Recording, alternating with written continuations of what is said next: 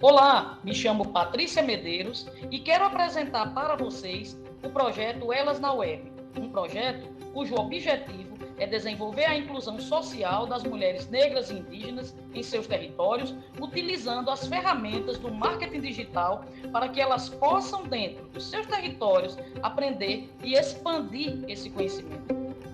Fique agora com a aula 5, cujo tema é Garantia de Direitos das Mulheres Usuárias de Álcool e Outras Drogas em Contexto de Exclusão Social.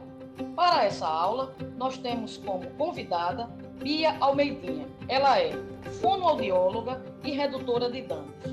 Bora para a aula? Olá, mulheres pretas e indígenas. Eu sou Bia Almeidinha e hoje nós vamos falar um pouquinho mais sobre a garantia de direitos de usuárias de álcool e outras drogas, de mulheres usuárias de álcool e outras drogas, no contexto de exclusão social, né? Então, primeiramente, vamos colocar o conceito do que é exclusão social, as ditas minorias. A exclusão social é um processo caracterizado pelo afastamento de pessoas de todas as instâncias da vida social, sejam elas mulheres, negros, negras, indígenas, pessoas com deficiência, LGBTIQIA+, idosos, crianças e adolescentes, pessoas em situação de rua e usuários de álcool e outras drogas. Frente a isso, é fundamental garantir que as mulheres negras e indígenas que fazem uso de drogas e vivem em contextos de exclusão social tenham seus direitos protegidos e promovidos. Isso pode incluir acesso a tratamento para problemas relacionados ao uso de drogas, proteção contra discriminação e estigma e apoio para enfrentar os desafios de exclusão social. É importante, neste caso, promover políticas que levam em consideração as especificidades e necessidades dessas mulheres, trabalhando para construir uma sociedade mais justa e inclusiva. Nós sabemos que as mídias, sejam elas quais forem, produzem uma série de imagens e enunciados que acionam uma rede complexa de repertórios que inclui a estética hegemonicamente racista, que associam essas mulheres a lixo, sujeira e infecções sexualmente transmissíveis, produzindo-as como uma ameaça sanitária e moral. Nós sabemos que muitas usuárias, e isso é colocado sempre, que elas fazem uso e programas sexuais para poder garantir a compra das drogas. Nem sempre isso é verdade, né? 2, o proibicionismo ou proibição às drogas que produzem essas mulheres negras indígenas como exclusivamente dependentes de crack e destituídas de sua autonomia, além de considerar o uso de crack como inexoravelmente problemático. A gente pode ver essas questões quando o Estado, quando uma mulher é usuária de álcool e outras drogas, o Estado faz o quê quando ela tem um bebê? Ela tira esse bebê dessa mulher, colocando que por ela ser usuária, ela não tem condições, né, de cuidar dessa criança. O terceiro, mídia que reproduz e reforça os mecanismos da colonialidade ao reforçar narrativas que destituem essas mulheres negras e indígenas do lugar de humanos. 4. A essencialização do sujeito político mulher ao inviabilizar as especificidades dos atravessamentos de raça e gênero na vida dessas mulheres negras e indígenas. Modelos, elas sempre vão falar que os modelos de família localiza remessas de mulheres sendo de famílias desestruturadas e como ameaça ao modelo de família tradicional burguesa. E sexto, modelos de cidade ao produzir a necessidade de higienização da cidade, principalmente lugares de grande especulação imobiliária pelo mercado imobiliário, como é o território em que as mulheres negras estão inseridas. Então, cada vez mais, se elas estão num determinado território e há especulação imobiliária, eles vão empurrar cada vez mais essas mulheres para as periferias, porque, né, eles querem garantia, eles não querem que tenham pessoas usuárias de álcool e outras drogas em locais onde eles querem ter uma rentabilidade maior. As mulheres na das Américas, no caso, falando da questão que muitas delas estão sendo encarceradas, né, por delitos relacionados com drogas, está sendo um ritmo alarmante. Às vezes, até a Ásia, que tinha um índice muito grande de mulheres encarceradas, o Brasil está conseguindo superar isso de uma forma bastante significativa. Apesar que o número de homens privados de liberdade ainda seja maior, né? Mas o número de mulheres encarceradas está crescendo com uma taxa muito rápida. Tanto os delitos cometidos por mulheres para obter drogas para o consumo, como sua participação em delitos ligados à produção, à distribuição, fornecimento e venda de drogas estão relacionadas muitas vezes com a exclusão social, a pobreza e a violência de gênero, principalmente, né? E a maioria tem pouco nenhuma instrução, vive em condições de pobreza e é responsável pelo cuidado de dependentes, sejam crianças, jovens, pessoas idosas ou deficientes. Então, elas acabam indo, essas mulheres, para a questão, não só, né? Antigamente tinha muita questão de mulheres ligadas ao tráfico para ajudar os seus companheiros que estavam presos. Agora, ela é protagonista, ela participa diretamente da questão da comercialização, né? Da questão do tráfico, do microtráfico em seus territórios. As vozes diretas das mulheres que estão ou foram encarceradas e as de seus familiares e parceiros devem ser ouvidos. A gente tem uma política onde a gente não ouve, né, essas mulheres. E acaba ela sendo presa por uma quantidade muito pequena, né? Então não tem realmente uma política de drogas eficiente no caso dessas mulheres, né? Elas podem, sob condições apropriadas, elas podem influenciar de uma forma muito positiva a reforma da justiça penal.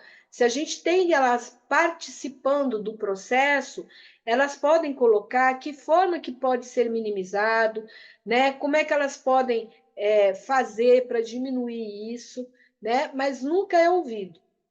Nesse sentido, a gente não pode deixar de dar ênfase à importância da inclusão específica de grupos que também foram excluídos desse debate e que são muitas vezes as vítimas das injustiças políticas de drogas, afrodescendentes, populações indígenas, pessoas LGBTIQIA+. Agora nós temos as questões das mulheres estrangeiras, né? Que estão sendo encarceradas, grupos afetados, marginalizados e subrepresentações nesse processo de discutir uma política eficaz de drogas.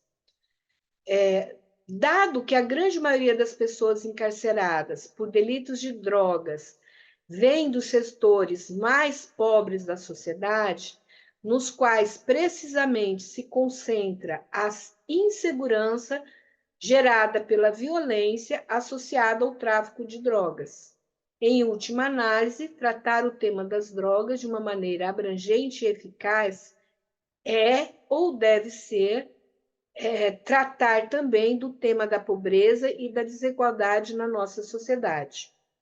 Nessas perspectivas, as recomendações que são feitas são as seguintes: incentivar e garantir a participação de mulheres nos debates e na formação de políticas de drogas, especialmente as afetadas pelas políticas atuais.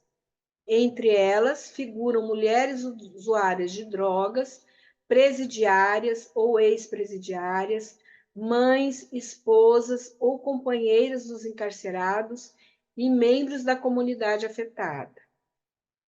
Solicitar aos órgãos de Estado responsáveis pela inclusão social, desenvolvimento humano e direitos humanos, bem como as organizações da sociedade civil, nos âmbitos nacional, regional, que participem da reformulação, implementação e monitoramento de políticas de drogas com ênfase na questão de gênero. Envolver organismos como Defensoria Pública, órgãos nacionais de direitos humanos, outros mecanismos para promover a proteção dos direitos humanos e as comissões de mulheres na revisão das leis sobre drogas e na sua aplicação às mulheres e na elaboração de recomendações sobre as mesmas. Implementar estratégias de conscientização da comunidade sobre a necessidade de promover reformas de políticas de drogas com perspectiva de gênero. Reconhecer que as pessoas de certos setores da população, afrodescendentes, povos indígenas, grupos étnicos e pessoas LGBTIQIA+, são desproporcionalmente afetadas pelas atuais políticas de drogas e assegurar que representantes desses grupos participem do debate e do desenvolvimento destas políticas. Promover paridade de gênero nos fóruns ou outros debates e reuniões sobre políticas de drogas financiados por governos locais ou nacionais e entidades internacionais. Esses pontos são extremamente importantes, né? Porque nós temos uma política de guerra às drogas. E eu sempre falo que nós temos guerra às pessoas, né? Eles têm o objetivo de cada vez mais encarcerar as pessoas, tanto é que as prisões, né, as penitenciárias, estão lotadas, né, pela questão de tráfico de drogas, e a gente não consegue dar uma resposta positiva, né, e eficaz para esse desencarceramento. E uma das questões que a gente também coloca, que é muito importante, é que precisa ter políticas públicas voltadas para essas mulheres, né, que elas estejam participando diretamente dos processos de construção da política, porque elas vivenciam, né, em seus territórios, em suas aldeias, nos quilombos, na questão das cidades, toda essa discriminação e essa exclusão social. Aí a gente pensa assim, tá, e como é que a gente pode fazer para que essas mulheres usuárias de álcool e outras drogas acessem uma questão de tratamento? Nós sabemos que nos territórios onde vocês estão inseridas, há muita dificuldade, né? Quase não tem serviços. Mas eu não posso deixar de falar que existe, né, as unidades básicas de saúde, existe a questão do serviço de urgência, o SAMU, né? Há ONGs que fazem esse debate e apoiam, né? Alguns municípios e alguns lugares têm grupos de apoio. Eu vou citar aqui, apesar de ter as minhas ressalvas, os grupos de AA, de NA, né? E eu sei que em muitas situações, por não ter, né, nesses territórios, eu sei que é muito, muito complicado, né, a questão de achar que as comunidades terapêuticas são a salvação para um problema, para essa questão do uso de álcool e outras drogas, né? A maioria dessas comunidades são com fundo religioso, né? O que dificulta muito a questão dessas mulheres e dessas pessoas que fazem uso, porque acabam tendo esse cunho religioso, né?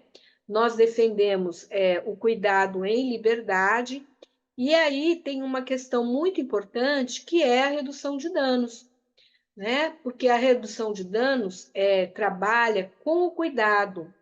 A gente não foca na questão do uso, a gente trabalha, né, com várias questões, como uma escuta qualificada, com acolhimento, entender o que está fazendo essa pessoa fazer o uso ou não, né, sem um julgamento moral. Então, isso é muito importante. E também é importante quando vocês sentem, né, essas dificuldades. Eu sei que eu tenho conhecimento que nos quilombos, né, a única coisa que tem é uma escola, né, que também vai até a quinta série, porque depois tem que vir para a cidade para poder continuar estudando, e aí o que acontece? Não tem condições de vir para a cidade, acaba tendo o que a gente chama de evasão escolar. Aí ele fica naquele território, sem muita perspectiva, e acaba começando a fazer o uso, né, ficando em situações de vulnerabilidade, o que facilita a questão de uso.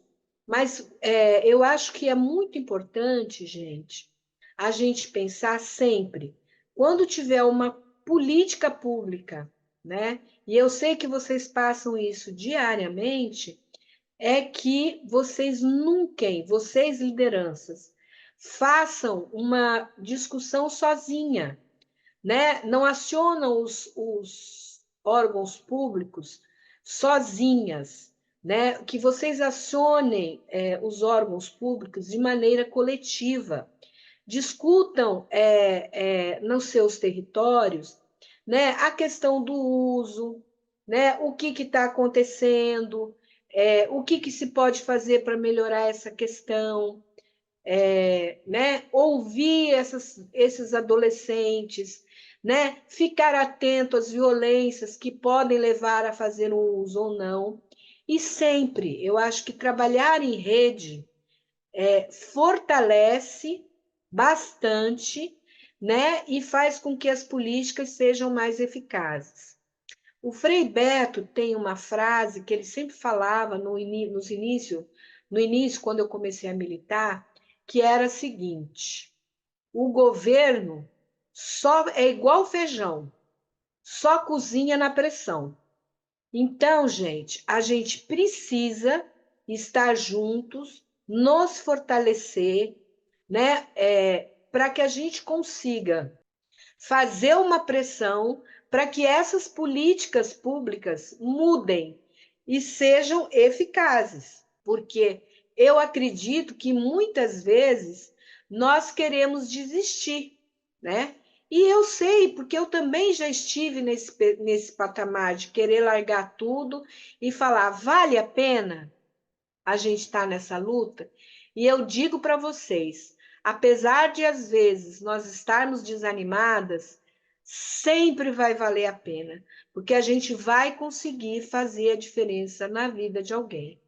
Então, eu acredito nisso e espero que a gente consiga, né, fazer essa escuta, né, sem realmente julgar as pessoas que fazem uso de álcool e outras drogas, porque na nossa família a gente sempre vai ter uma pessoa que por algum tempo, né, fez uso, e a gente saber como lidar com essas situações nos fortalece e a gente pode ter um resultado mais eficaz.